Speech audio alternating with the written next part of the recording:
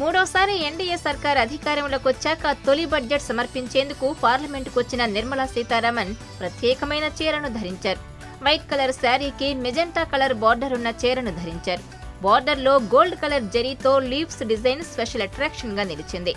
ఇక మెడలో gold chain, చేతులకు గోల్డ్ బ్యాంగిల్స్, చెవులకు చిన్న దిద్దులతో సింపుల్ గా కనిపించారు నిర్మలా సీతారామన్.